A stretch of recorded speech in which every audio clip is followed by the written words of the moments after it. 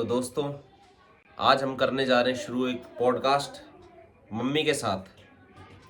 तो इसमें हम करेंगे कुछ आपसी बातें। तो हम इसमें मम्मी क्या क्यों करवा रहे हो पॉडकास्ट, ये बताओ। पॉडकास्ट इसलिए करवा रही हूँ बेटे कि हम दोनों माँ बेटे यूट्यूब पे काम तो करने लगे हैं थोड़ा थोड़ा, लेकिन यूट्यूब के तौर तरीके थोड़े से आ जाए, बैठने उठने का तरीका, बातचीत करने का। क्योंकि मुझे तो कभी इस तरीके का बाहर निकलने का मौका मिला नहीं कि कभी मैं बाहर निकली हूँ या किसी से बातचीत की हो। घर के अंदर चार दीवारी के अंदर रही हूँ, तो मुझे इस तरीके के तौर तरीके बोलने के तो आते मम्मी का नहीं है। मेन रीज़न ये है कि मम्मी देखना चाहती कि हम बात करते टाइम हमारा जो बॉडी का जो पोस्चर है, जेस्चर है, बात करने का जो टोन है, किस तरीके से आता है। हाँ कि हम बिल्कुल। जब आपसी में बात करते हैं, ताकि आगे जब हम करोड़पति, अरबपति, खरबपति बनने वाले हैं, तो उस टाइम हम इंटरव्यू देंगे तो कैसा लगता है उस टाइम। तो अभी से ही प्रैक्टिस कर रहे हैं, क्योंकि हमें पता है हम जल्दी करोड़पति, अरबपति, खरबपति बनने वाले हैं। तो इंटरव्यू स्टार्ट करते हैं। हेलो मैम, कैसे हैं आप? ठीक हूँ सर, मैं बिल्कुल ठीक हूँ। तो अपने बारे में कुछ दर्शकों को बताएं। मेरे बारे में तो खैर सब जानते ही हैं। तो दोस्तों, मेरा नाम है सागर और आप सब मुझे सागर बदमाश के नाम से जानते हैं। तो बाकी मम्मी बताएंगी अपने बारे में, तो बताएं मम्मी। हेलो गाइज, आप सबको मेरा प्यार भरा नमस्कार। तो गाइज, आज हम माँ बेटे पॉडकास्ट की तरह से बैठ करके कुछ बातचीत करेंगे। मुझे तो ज़्यादा बोलना आता नहीं है, क्योंकि मेरे को कभी इस तरीके से बाहर जाना, बातचीत करना कभी बना ही नहीं। घर परिवार के बारे में कुछ जानकारी लेगा या कुछ पढ़ाई लिखाई से रिलेटिव कुछ भी पूछेगा तो मैं बताऊंगी। हाँ भाई सागर सिंह, पूछो। थोड़ा आपको तेज बोलना पड़ेगा, क्योंकि क्या पता वहां तक आवाज भी जा रही हो, नहीं जा रही है। अच्छा अच्छा। थोड़ा आवाज, तेज बोल के, जैसे मैं बोल रहा हूँ। अच्छा थोड़ा तेज बोलना पड़ेगा। तो मम्मी, सबसे पहले आप अपनी एक हॉबी के बारे में बताओ, जो कि आपको बहुत पसंद है, चीजें जो आपको लगता है कि भाई मेरे को शुरू से करनी चाहिए थी या अब करनी चाहिए। मेरी की सबसे अच्छी हॉबी और तो यही है कि पढ़ाई। पढ़ाई। हाँ, पढ़ाई मेरी सबसे अच्छी हॉबी है। घर वालों के ना पढ़ाने के बावजूद भी मैंने पढ़ाई की, पर वो पढ़ाई मेरी अधूरी छूट गई। और पढ़ाई अधूरी छूट गई और फिर शादी हो गई, तो शादी के बाद ससुराल, ससुराल के बाद बाल बच्चे और गृहस्थी। तो कभी पता ही ना चला मेरी पढ़ाई अधूरी है या पूरी है, चलती गई। तो अभी तक मेरी पढ़ाई अधूरी ही है, पर कोई नहीं, बच्चे पढ़ लिख गए, उसी में ठीक लगता है अब। पर फिर भी कभी कभी मन होता है, तो आजकल तेरे से थोड़ी बहुत इंग्लिश सीख लेती हूँ। तो वो वाली बातें जो आप बता रहे थे, वो किस्सा बताओ थोड़ा, कि जो आप दो दो क्लासें एक साथ पढ़ते थे, फोर्थ फिफ्थ, वो वाली। वो फोर्थ फिफ्थ वाली, जब मैं फोर्थ क्लास में पहुंची, पढ़ते पढ़ते पहले तो मैं बड़ी एज स्कूल में जाने लगी, और बच्चों की तुलना में ज़्यादा बड़ी एज में। तब फिर भी मैं पढ़ते पढ़ते फोर्थ क्लास में पहुंची। तो फोर्थ क्लास में पहुंचने के बाद मेरे गांव में एक प्रौढ़ शिक्षा था। तो प्रौढ़ शिक्षा की मैडम के पास बैठ करके मैं ना वहाँ पे आती थी, कहानियों की बुक्स आती थी, तो हम वहाँ बैठ के पढ़ते थे प्रौढ़ शिक्षा में। तो वो मैडम देखती थी कि ये तो बड़ा अच्छा पढ़ती है। तो उसने कहा कौन सी क्लास में पढ़ते हो? मैंने कहा मैम अब मैं चौथी में हो गई। तो बोली होशियार हो तुम, पाँचवीं की तैयारी कर लो। तो मैंने पाँचवीं की तैयारी कैसे कर लूँ मैम, कैसे? तो मैम ने बताया कि प्रौढ़ शिक्षा में हमारे यहाँ बच्चों को पाँचवीं कक्षा की परीक्षा दिलाई जाती है। तो मैंने बोला ठीक है मैम, आप बता दो, मैं फोर्थ भी पढ़ लूँगी, फिफ्थ भी। तो स्कूल में मैं फोर्थ क्लास पढ़ती थी और प्रौढ़ शिक्षा में मैडम मुझे कुछ बताती थी फिफ्थ क्लास का, तो मैं वो भी याद कर लेती थी और बता देती थी। तो मैडम ने मुझे फिर प्रौढ़ शिक्षा की तरफ से पाँचवीं क्लास के पेपर दिलवाए। फिर मैं पाँचवीं क्लास पास हो गई। फिर घर वालों ने बोला बस पाँचवीं पास हो गई, चिट्ठी पत्री आने लगी है, अब बस बहुत है। फिर मैंने कहा नहीं, मैं जाऊंगी स्कूल। घर वालों ने बोला कि स्कूल गांव में तो पाँचवीं तक था उस टाइम। तो बोले पाँचवीं तक स्कूल हो गया पूरा, बस बहुत है। सारे बार बार यही चीज़ बोलते गए। फिर बाकी जो बच्चे थे फिफ्थ क्लास पास की थी, वो जा रहे थे, मैं उनके साथ चली गई। और ऐसे करते करते मैंने भी अपना नाम लिखवा लिया उन बच्चों के साथ। फिर एक बार नाम लिखा गया, तो फिर मैं छठी क्लास में, मेरा एडमिशन होने के बाद मैंने छठी पास की। फिर मैं सातवीं में हो गई। 7वीं के बाद ऐसे करते करते 10वीं क्लास तक पहुंच गई। तो 10वीं क्लास करने के बाद फिर बाहर जाना होता था दूसरे शहर में। दूसरा कोई गांव, एक गांव हाँ, छोड़ के? गांव एक गांव से दूसरे गांव में तो कर ली पढ़ाई, तो गांव छोड़ के फिर दूसरा गांव भी छोड़ के शहर में जाना होता था। तो वहाँ पे जाने के लिए घर वालों ने मना कर दिया और फिर ससुराल भेज दिया। तो ससुराल आने के बाद फिर पढ़ाई, ससुराल वालों को भी पढ़ाई से कुछ मतलब नहीं था और मायके वालों से भी कोई मतलब नहीं था पढ़ाई को लेके। फिर पढ़ाई छूट गई। फिर धीरे धीरे करके एक वैकेंसी निकली कुछ आंगनवाड़ी की वैकेंसी निकली। तो उसमें इतने सारे लोगों ने भर दिए, अपने फॉर्म भर दिए।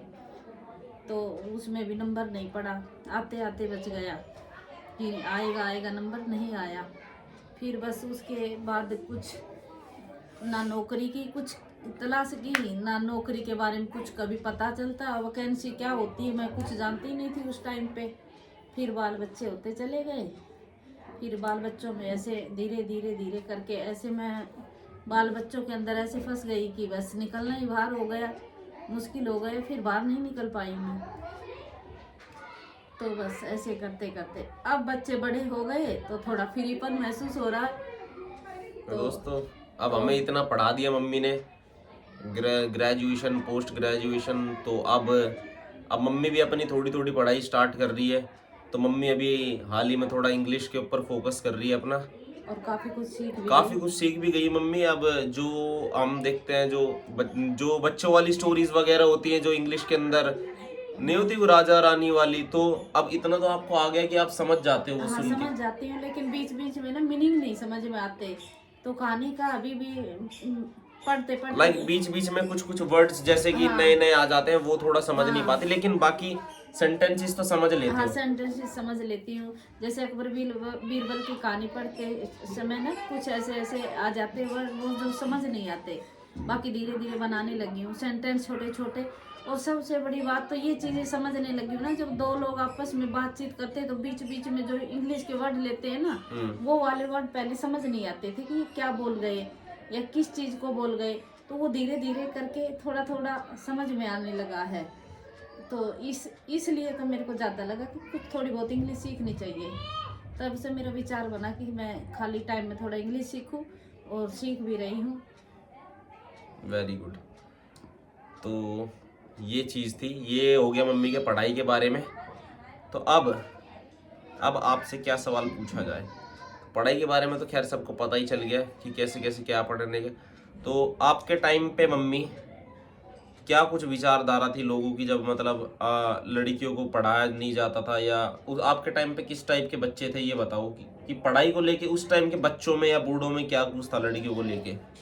मेरे टाइम पे क्या था, सच बताऊं तो ज़्यादातर बच्चे इतने ही थे कि बस लड़के तो 10वीं 12वीं तक पढ़ाई कर रहे थे उस टाइम पे, और लड़कियों को बोला जाता था कि 5वीं पास कर ली, अब घर का काम सीखो, चिट्ठी पत्री आ गई, अब आप घर का काम सीखो।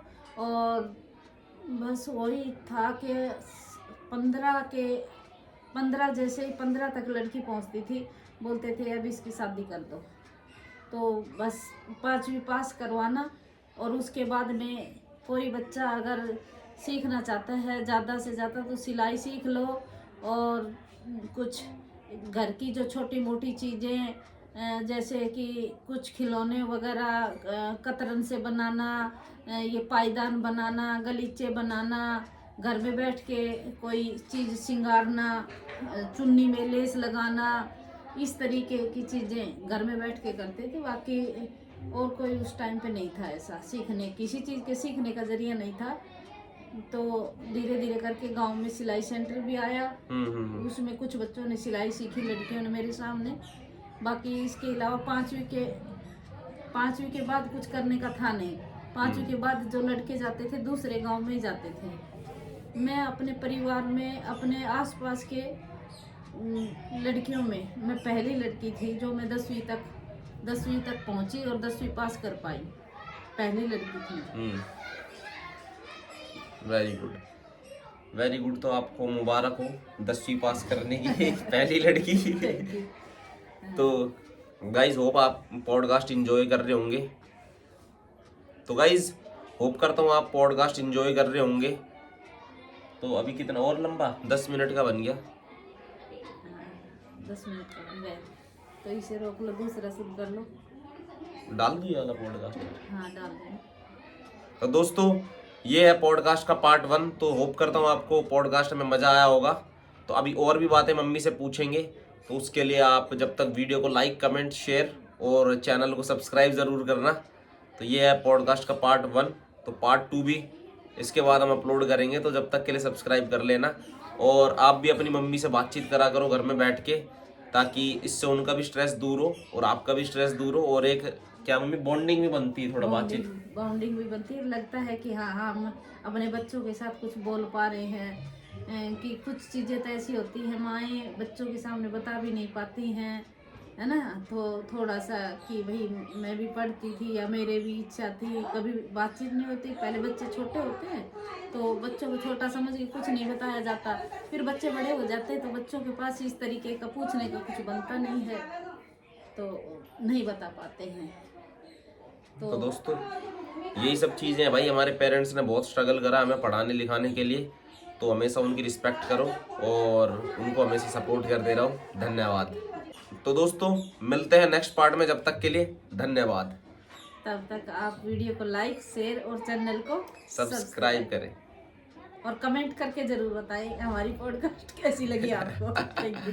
Thank you.